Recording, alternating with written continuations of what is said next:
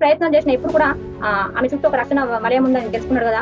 అంటే ఆమెను చేరేదేలా ఆమెకు ఒక శక్తి, అంటే ఏదో శక్తి ఆమె చుట్టూ ముట్టున్నట్టున్నది. అంటే ఆ శక్తి వలయాన్ని దాటే శక్తి నాకు లేదమ్మా అన్నట్టు చెప్పినప్పుడు చెప్తది ఆ రక్షణ కవచం, అంటే దాన్ని పగలగొట్టే మార్గం నేను చెప్తాను అని నువ్వు కూర్చో అనుకోని నీ మోహాన్ని, నీ అసూయను, నీ అధికారం ఒకరికొకరు వాళ్ళు మౌనంగానే ఆత్మతో మాట్లాడుకునేవారు. ఋషులు, మహాసులు, దేవతల సహాయము అందరూ ఉంది. ఇంతకు ముందే అనుకున్నాం కదా, మహాదేవుడు ఎలా అంటే ఆ ఆంజనేయ స్వామి రూపంలో ఆమె వద్దకు వచ్చింది. మాస్టర్ ఈ రోజు మనం కీర్తనంలోంచి మరి కొంచెం తెలుసుకుందాం మాస్టర్. ఆ పైన వారము ఏంటి అంటే ఇది అక్కడ సీతామాత ఎలా అంటే అతనిలో మార్పు తీసుకురావడానికి ప్రయత్నిస్తుంది. ఆ ప్రయత్నంలో ఆమెకు సహాయం చేసిన వారు కూడా హనుమంతుడు, అంటే చాలా మంది ఉన్నారు. హనుమంతుడు సీతామాత దగ్గరికి వచ్చినప్పుడు మళ్ళీ వెళ్ళిపోయేటప్పుడు అంటే ఆమె ఎంతో సంతోషిస్తుంది అన్నట్టు.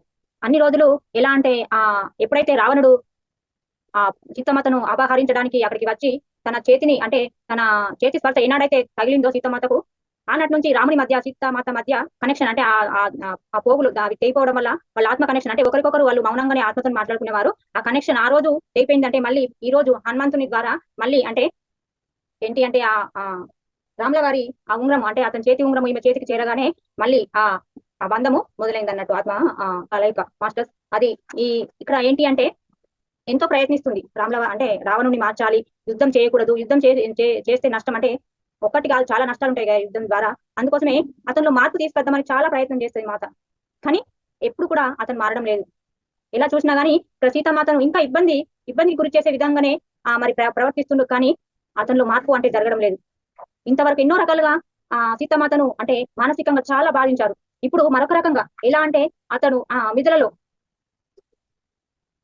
తన తండ్రి వారు తండ్రి చనిపోయినట్టు, అంటే సారీ చనిపోయే దశలో అంటే ఉన్నట్టు చాలా అతడు ఇక జీవిస్తాడో లేడు అన్నట్టు ఆ మరణశయ్యపై ఉండగా ఆమె అంటే అలా ఉన్నట్టు ఇక్కడ సీతామాతకు సృష్టింపజేస్తుండే ఎవరు రావణుడు. చేసి మరి భయం, అంటే ఆమెను భయంతో ఆందోళనతో ఆమె మానసికంగా కృంగిపోయి అంటే శక్తిహీనురాలు చేయాలి అన్న ఒక ఆలోచనతోని అలా చేస్తున్నాడు రావణుడు. కానీ మాతకు లోపల భయం ఉంది చాలా.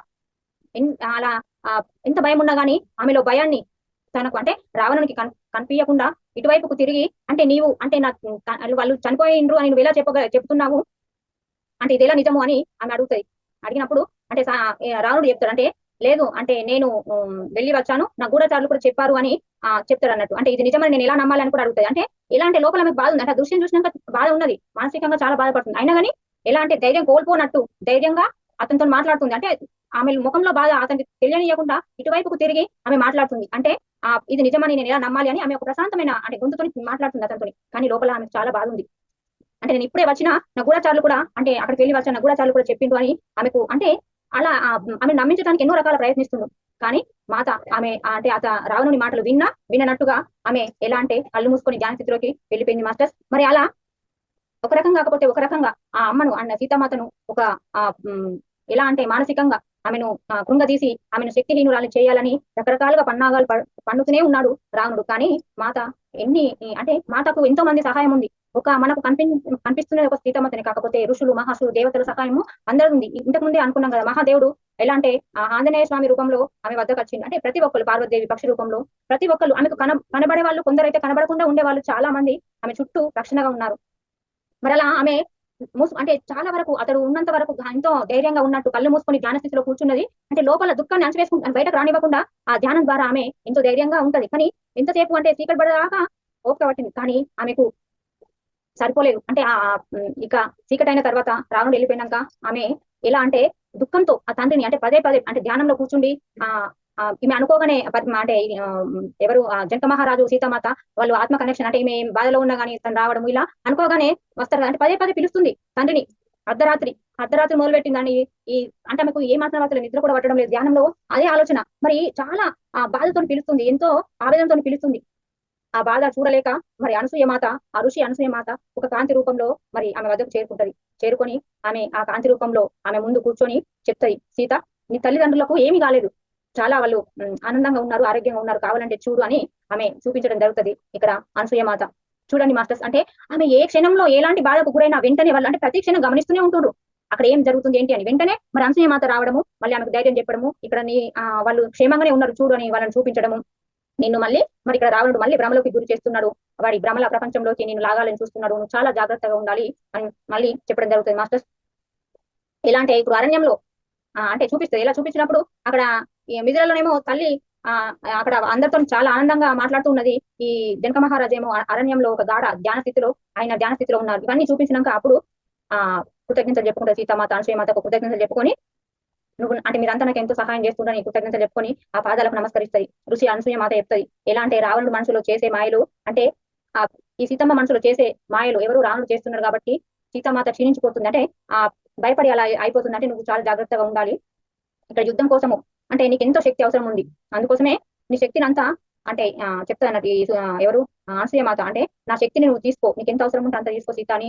మరి ఎలాంటి వాళ్ళ ఇద్దరు చేతులు ఈ అనసూయమాతను సీతామాత ఇద్దరు అంటే ఒకరి చేతులు ఒకరు పట్టుకొని చాలాసేపు ధ్యానం చేస్తారు. ఇక్కడ నువ్వు అంటే మనో యుద్ధం నీవు చేయు, బయట బయట యుద్ధం సంగతి మరి రాముడు చూసుకుంటాడు రావణు గురించి అని ఇక్కడ చెప్తుంది. అంటే నీవు రక్షణ మార్గంలోనే ఉన్నావు కానీ ఆ ఇక్కడ రావణుడు ఎన్ని ప్రయత్నం చేసినా నిన్ను మాత్రం ఏమి చేయలేడు. అంటే భౌతిక పరంగా నిన్ను దాటే శక్తి లేదు. అంటే నీ చుట్టూ రక్షణ కోసం ఉంది. ఎలా అంటే నీవు సృష్టించుకున్నది కాదు అది.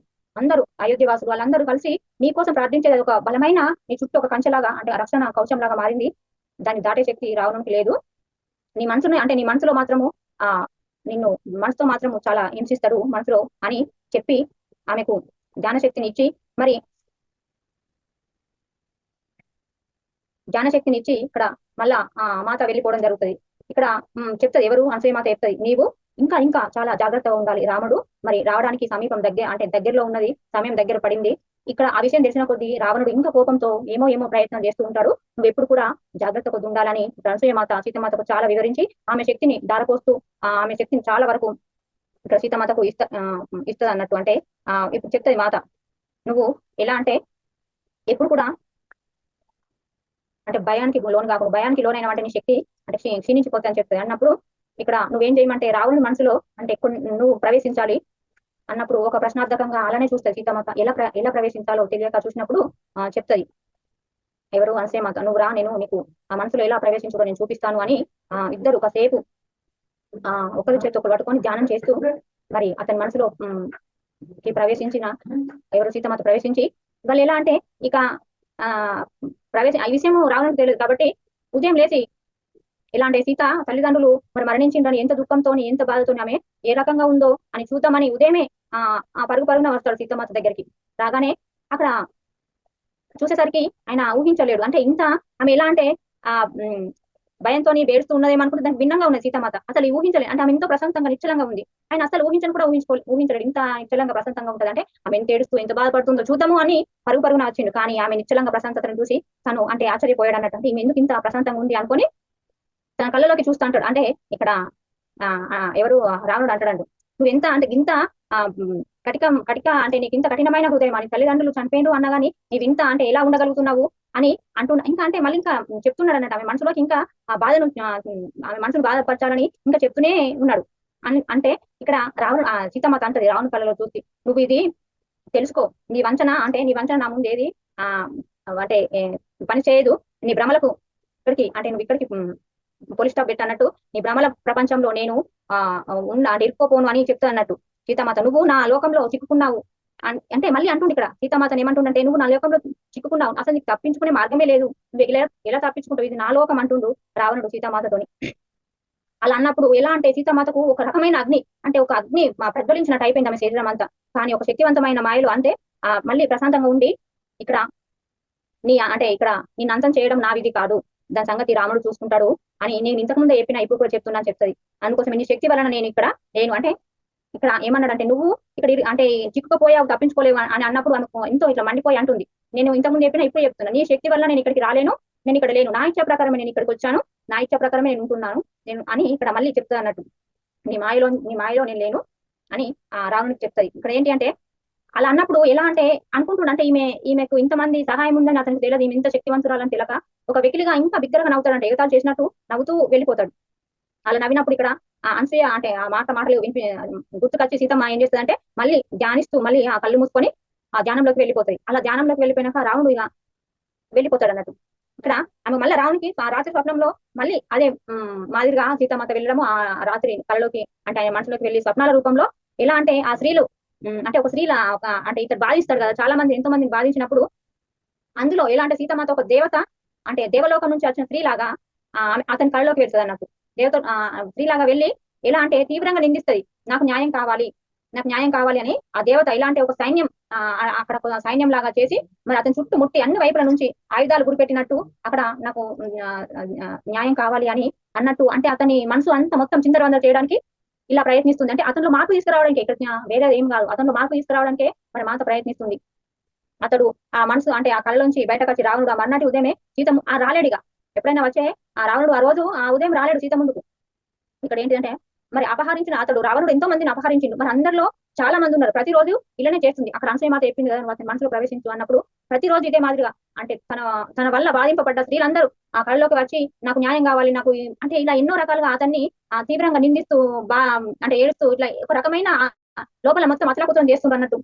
అసలు ఆ విషయం ప్రతిరోజు నిద్రపోవడానికి భయపడతాడు రావణుడు. అంటే రాత్రి కళ్ళలోకి వీళ్ళు వచ్చి అంటే అతను చేసిన అరాచకాలన్నిటికీ సమాధానం చెప్పుకోలేక ఇంతమంది అరుస్తుంటే అరుపులు వినలేక అతను నిద్రపోవడమే బంద్ చేసి చాలా అంటే రాత్రులు అలానే ఉంటాడు అన్నట్టు. మరి అది చూడలేక ఒక రోజు ఉదయం మండోదరి సీతామాత దగ్గరికి వస్తుంది. వచ్చి అప్పుడు అంటారు రావణుడు అసలు నిద్రపోవడం లేదు, నిద్రపోవడం అంటే చాలా భయపడుతున్నాడు. తన కళ్ళు అంటే అతను చేసిన అంటే పాపాలన్నీ తన కళ్ళలో అంటే వెంటాడుతున్నాయి, బాధిస్తున్నాయి. మరి అతనికి నిమృతి అంటే అతను ఉపశమనం పొందాలంటే నేను ఏమన్నా చేయాలనా అని అడిగినప్పుడు ఇక్కడ ఎవరు సీతమ్మ అంటది, లేదు నువ్వు ఏం చేయకు, అంటే మార్గాన్ని అలానే అది న్యాయంగా జరుగుతుంది కాబట్టి ఆ మార్గం అలానే నడని, నువ్వు దానికి ఏదానికి అడ్డుపడకు అని బదిలిస్తాయి. ఇక్కడ 2 వారాలు గడిచినా గానీ రావణుడు సీతామాత ముందుకు రాలేడు. అతడు హింసింపబడ్డ వాళ్ళందరూ కళల్లో వచ్చి చాలా బాధ పెట్టడం అంటే బాధ పెట్టడం అంటే నాకు న్యాయం ఇట్లా చేస్తుండన్నట్టు. అప్పుడు రాత్రిపూట కాకుండా పగలు నిద్రపోయినా కానీ పగళ్ళు కూడా కల్లోకి వచ్చి అతని ఆ మనసును అంటే చిందరవందర చేసేస్తున్నారు అన్నట్టు. అతను మార్పు తీసుకురావడానికి ప్రయత్నిస్తుడు. నువ్వు నన్ను ఎందుకు నిందిస్తున్నావు, నువ్వు చూస్తున్నది నువ్వు చేసేది అంటే ఇక్కడ రావణుడు వచ్చి అంటాడు అన్నట్టు, నువ్వు ఇంత ఎందుకు చేస్తున్నావు, నాకు అసలు ఈ రకంగా ఎందుకు చేస్తున్నావు, నన్ను ఇంత శక్తిహీనుని చేస్తాను నువ్వు ఎందుకు ప్రయత్నిస్తున్నావు అని రావణుడు వచ్చి సీతమ్మతను చాలా రకాలుగా అన్నప్పుడు అంటే నువ్వు ఎందుకు నన్ను అంటే నిందిస్తున్నావు, నేను చేసింది ఏముంది ఇక్కడ, నువ్వు నన్ను ఎందుకు నిందిస్తున్నావు, ఇదంతా నువ్వు చేస్తున్నది కదా, నువ్వు చేస్తున్నది నువ్వే అనుభవిస్తున్నావు అని సీతమ్మత అంటది. కానీ అతడు ఆమె ఉనికిని ఆమె తపస్సును నిందించి ఎవరైతే నా మీద అటువంటి శక్తి ప్రయోగించడానికి అంగీకరించరు అని చెప్తున్నాడు. కానీ ఇక్కడ అంటే తన వలన తన హింసింప అంటే రాత్రులు ఎన్నో రాత్రులు తను నిద్రపోకుండా అనుభవించాడు కాబట్టి వెంటనే అంటే ఆ బాధతోని నిద్రలేని బాధతో ఆ కోపంతో వీళ్ళందరూ ఇతను చిత్రవద చేస్తుడు కాబట్టి ఆ బాధతోని ఆ ఖడ్గం తీస్తాడు అన్నట్టు. అసలు నువ్వు దీనికి అంతటికి కారణం నువ్వే సీత అని ఆమె నువ్వు అసలు జీవించే ఉండకూడదు అన్నట్టు ఖడ్గం తీసినప్పుడు మండోదరి పరుగున వచ్చి వారిద్దరి మధ్య నిలబడి అంటే ఆపుతుంది అన్నట్టు. అంటే ఈమె ఆపకుండా ఆపేందుకు చాలా మంది ఉన్నారు కానీ ఆమె చూడలేక వచ్చి వారిద్దరి మధ్యలో నిలుస్తుంది అన్నట్టు. నువ్వు నీ పతనాన్ని కొని తెచ్చుకుంటున్నావు రావణ అని చెప్తాయి. అంటే ఆమె అతనిపై అరిచింది చాలా, అంటే నిన్ను నాశనం చేసుకొని అంటే నిన్ను నువ్వు నాశనం చేసుకుంటున్నావు అని చెప్తాయి. మండోదరి తప్పుకో, ఈ స్త్రీని నేను చంపాలి అంటున్నాడు. మండోదరిని అక్కడ మధ్యలోకి వెళ్ళి ఈమెను చంపాలి, ఈమె బతికి ఉండకూడదు అని అంత కోపంతో ఖడ్గం తీస్తున్నా అన్నట్టు. మాత మౌనంగా కళ్ళు మూసుకున్నది. చెప్పింది అనేటి అన్నది మౌనంగా కళ్ళు మూసుకొని మళ్ళీ ధ్యాన స్థితిలోకి వెళ్ళిపోయింది. తన చుట్టూ జరుగుతుంది అంటే కనీసం వినట్లు కూడా ఆమె వినట్లు కూర్చున్నది. మరి అయోధ్య స్త్రీలు అంటే అక్కడ అయోధ్యలో ఉన్న స్త్రీలందరూ సృష్టించిన ఆ రక్షణ కవచం ఈమె చుట్టూ చాలా అంటే ఒక బలమైన గోడలా ఉంది కాబట్టి ఆ రావణుడు ఆగ్రహం గాని అతని ఖడ్గం గాని అతని మాయలు కానీ ఏమి చేయలేకపోతున్నాయి సీతామాతను. అందుకోసం ఇక్కడ మండోదరి కదలకుండా మరి ఏడుస్తూ అక్కడనే ఉంది. రావణుడు వెళ్ళిపోయినా కానీ ఆమె మాత్రం అక్కడ ఏడుస్తూ అక్కడనే ఉన్నప్పుడు అప్పుడు సీతామాత మెల్ల కళ్ళు తెరిచి మండోదరి అతని విధి అతని చేతుల్లో ఉంది. మరి దీనికి అంతటి కారణం అతడే కదా, ఇది చేసుకున్నది అతడు కాబట్టి మరి ఇక్కడ అతను గత చర్యలు అంటే అతను చేసిన గత చర్యల పరిణామాలే ఇప్పుడు చూస్తున్నాడు. మరి అది చూసి భరించలేకపోతున్నాడు. మరి అతను చేసినప్పుడు అందరు ఎంత బాధపడ్డారు, ఎంత హింసింపబడ్డారు ఒకసారి ఆలోచించు మండోదరి అని ఆమెకు చెప్పడం జరుగుతుంది. నువ్వు కానీ నేను కానీ ఇక్కడ అతన్ని రక్షించలేము, మనం ఏం చేయలేము. ఇక్కడ అతను చేసుకున్నదే ఎవరి వాస్తవానికి వాళ్ళే కారణం అన్నట్టు ఇక్కడ నువ్వు నేను ఏం చేయలేము, కేవలము అతను మాత్రమే ఆ పని చేయగలడు. ఎలా అంటే అతను ఇప్పటికైనా క్షమాపణలు కోరి అందరినీ క్షమాపణలు కోరి అతడు ప్రాధాయపడితే మరి అతని వినాశనం తప్పించుకోవచ్చు. కానీ ఎలా ఉన్నాడు, మూర్ఖంగా ఉన్నాడు. అందుకోసమే అతడి వినాశనం అతడే కోరుకుంటున్నాడు ఇక్కడ అని చెప్తాయి. రావణుడు అంటే ఇక్కడ రావణు వైపు తిరిగి నువ్వు త్రిలోకాధిపతివి అని నువ్వు అనుకుంటున్నావు, కానీ ఇక్కడ కనీసం నువ్వు అధిపతివి కాదు కదా. ఇక్కడ నీకు అంటే నీవు ఎలా సృష్టించుకుంటున్నావు, ఈ యొక్క మాయ ప్రపంచం లెక్క సృష్టించుకుంటున్నావు. ఇప్పటికీ సమయం మించిపోలేదు రావణ, నువ్వు క్షమను మించింది ఏది లేదు. నీ అహంకారాలు నీ అవన్నీ విడిచిపెట్టు, ఇక్కడ క్షమని విడిచింది ఏది లేదు అని మాత చెప్తుంది. మరి మాత ఇలా చెప్పిన కొద్ది ఇంకా మండిపడుతుండు రావణుడు. మంచి చెప్పిన కొద్ది ఇంకా మండిపడి అతడు అంటే ఎలా అంటే యుక్తిగా అప్పటికి తిరిగి వెళ్ళిపోయిన ఆ రాత్రి అతను ఎంత ప్రయత్నించినా మెలకువతో అంటే ఈ కళలోకి వచ్చి అందరూ అతన్ని బాధ పెడుతున్నారు కాబట్టి నిద్రపోతలేడు కదా. కానీ ఆ రోజు రాత్రి మాత్రము ఎంత ప్రయత్నించినా గానీ అతనికి నిద్ర ఆగలేదు అన్నట్టు. నిద్ర ఆగలేదు మరి పడుకున్నాడు. మరి అదే విధంగా గతంలో హింసింపబడ్డ వాళ్ళందరూ మళ్ళీ వచ్చి అతన్ని కళలో హింసించగా ఇక్కడ ఎవరు కనిపించిందంటే నారాయణి. ఆ నారాయణ ముందు నిలబడి ఎవరు ఈ రావణుడు నిలబడి అంటే అక్కడ తను వైకుంఠంలో చేసిన చర్యలను అవన్నీ గుర్తుకు తెచ్చినట్టు ఆ మాత వచ్చి ఆ నారాయణ ముందు నిలబడి చర్యలు వైకుంఠంలో చేసిన ఈ చర్యలకు మరి ఎంతో దూరం అంటే చెప్తుంది అన్నట్టు సీతామాత నువ్వు ఇక్కడ వైకుంఠంలో చేసిన చర్యలకు నువ్వు అంటే ఎలా అంటే క్షమాపణ కానీ ధ్యానం చేసి ఇవన్నీ తగ్గించుకొని కర్మలు పాపాలు అంటే నువ్వు మరి ఇంకా ఎంతో దూరంకు తీసుకువెళ్తున్నావు నువ్వు ఇక్కడికి ఇంకా అంటే వైకుంఠానికి తిరిగి రావడం ఎంతో కష్టమయ్యేటట్టున్నది రావణ నువ్వు ఇప్పటికైనా మారు అని నారాయణ చెప్తుంది వైకుంఠంలో జరిగిన విషయాలను గుర్తు చేస్తుంది నువ్వు ఎంత దూరం ఉంటున్నావు మరి ఇక్కడికి రావడానికి ఎంతో కష్టమవుతుంది మరి అలా చేయకు నువ్వెవరో తెలుసుకో ఎక్కడి నుంచి వచ్చావో తెలుసుకో నీ అజ్ఞానాన్ని అంటే ఆ అజ్ఞానాన్ని పక్కకు పెట్టి నువ్వు జ్ఞాన మార్గంలో నడు అంటే నీ చెయ్యి అంటే ఇప్పుడు నువ్వు ఇలా లేక అంటే నువ్వు ఇప్పటికైనా మార్పులోకి రాకపోతే ఇదంతా నీ చెయ్యి దాటిపోతుంది మరి ఆలోచించు రావనా అని ఎంతో ప్రేమతో కన్నతో నారాయణ ఆ మాత చెప్పినా గాని మరి ఇక్కడ ఎన్నో రకాలు చెప్తుంది నీ కోపాన్ని నీ మోహాన్ని నీ అసూయను నీ అధికారం వదులుకో ఇవన్నీ అని ఎంత చెప్పినా వినడం లేదు నీ చైతన్యంలో అంటే నీ చైతన్యం లోతుల్లోకి నువ్వు పాతుకపోయిన ఆ బీజాలను పెకిలించి వేయి అంటే ఎంతో ఆహంతో నీ లోతుల్లోకి వెళ్ళిపోయినావు వీటన్నిటిని పెకిలించి వేయి నీ హృదయంలో ఒకప్పటి వలె మళ్ళీ ప్రేమను ప్రవహింపచేయి అని ఇంత మంచిగా చెప్పినా గాని రావణుడు మాత్రం వినలేడు అతని వినాశనం అతడే కొని తెచ్చుకున్నాడు ఇక్కడ రావణుడు ఇదంతా చెప్పిండు కలలో అప్పుడు ఉలిక్కిపడి లేస్తాడు కళలోంచి లేచి మరి కళ చెదిరిపోయింది కదా శక్తివంతమైన అంటే ఈ కళ వచ్చేసరికి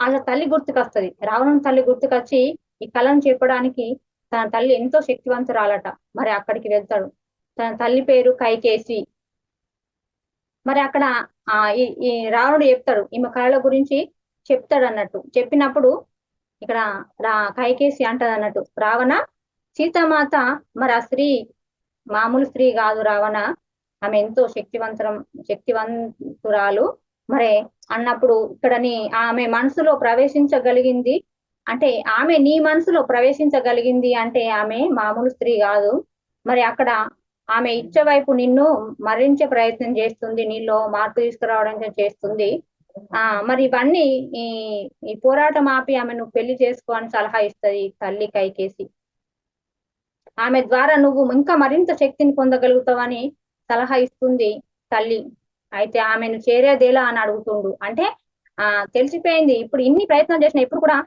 ఆమె చుట్టూ ఒక రక్షణ వలయం ఉందని తెలుసుకున్నాడు కదా అంటే ఆమెను చేరేదేలా ఆమెకు ఒక శక్తి అంటే ఏదో శక్తి ఆమె చుట్టూ ముట్టున్నట్టున్నది అంటే నేను ఆ శక్తి వలయాన్ని దాటే శక్తి నాకు లేదమ్మా అన్నట్టు చెప్పినప్పుడు చెప్తుంది ఆ రక్షణ కవచం అంటే దాన్ని పగలగొట్టే మార్గం నేను చెప్తాను అని నువ్వు కూర్చో అని ధ్యానంలో కూర్చుంటే పెడుతుంది అంటే ఒక రకమైన ఈమె శక్తిని అతనికి ఇవ్వడానికి మళ్ళీ తల్లి కైకేసి చెప్తుంది అన్నట్టు దాన్ని పగలగొట్టే మార్గం చెప్పి ఆ కైకేసి చెప్పినప్పుడు మరి వాళ్ళు ఎంతో మంత్రం చెప్పి ధ్యానం చేస్తూ ఈ మాత దగ్గరికి మళ్ళీ రావడం జరుగుతుంది అతని ధోరణి మారిందేమో అనుకుంటది కానీ మళ్ళీ ఆ ధోరణి ఏం మారలేదు మళ్ళీ అదే అంటే ఇక్కడ ఎట్లా అంటే ఇక్కడ తల్లి చెప్పింది కదా ఆమెను పెళ్లి చేసుకోమని ఇక్కడ ఎలా అంటే ఒక ప్రేమగా అంటే మారిపోయినట్టు ఎలా అంటే ఒక ఆమె పట్ల సీతామాత పట్ల మర్యాదగా మాట్లాడము అంటే ఒక ఆమెను గమనిస్తుంది సీతామాత అతను గమనిస్తుంది ఏంటి ఈ రోజు ఇతనిలో మార్పు ఏంటి అని గమనించినప్పుడు ఈ మార్పు ఇంకా ప్రమాదకరం అని గమనించి ఏం చేస్తుంది అంటే మరింత గాఢ ధ్యానంలోకి వెళ్ళిపోతాయి సీతమ్మ మరి కళ్ళు తెరిచేది అసలే లేదు ఎప్పుడు కూడా కళ్ళు అసలే తెరవక ఎంతో గాఢ స్థితిలో ఎప్పుడు కళ్ళు మూసుకునే ఉంటుంది మరి ఆ స్థితిలోకి వెళ్తే రావణుడు కోరిక మరి అంటే శక్తి తగ్గిపోతుంది కాబట్టి ఎప్పుడు ధ్యాన స్థితిలో ఉంటుంది ఆమె మరి ఇక్కడ ఎప్పుడు ధ్యానంలో ఉంటూ కళ్ళు వేసుకోవడం ఆ విషయం అట్లా ఉన్నా కానీ రావణుడికి ఆవేశమే కోపమే ఆవేశంతో మళ్ళీ ఖడ్గంతో ఆమె చుట్టూ అంటే ఇక్కడ చెప్పింది కదా తల్లి దాన్ని పగలగొట్టే మార్గం చూపిస్తాను అప్పుడు ఈమె కళ్ళు మూసుకొని ధ్యాన స్థితిలో ఉండేసరికి కోపంతో ఆవేశంతో ఆ ఖడ్గంతో ఆమె చుట్టూ ఉన్న దాన్ని రక్షణ కవచాన్ని అంటే దాన్ని పగలగొట్టాని ఖడ్గం లావట్టేసరికి అప్పుడు భౌతికంగా అంటే అక్కడ రక్షణ కోసం ఎప్పుడైతే పగలగొడతాడో ఈమె భౌతికంగా అపాయంలో పడ్డట్టే సీతమాత అందుకోసమే అక్కడ పగలగొట్టడం కంటే ముందే ప్రతి క్షణం గమనిస్తూ ఉన్నారు ఎవరు దేవతలందరూ ఆ మాత అంటే తన వైపు ఇట్లా ఎప్పుడైతే ఖడ్గం లావట్టిండో లేదో మరి ఇక్కడ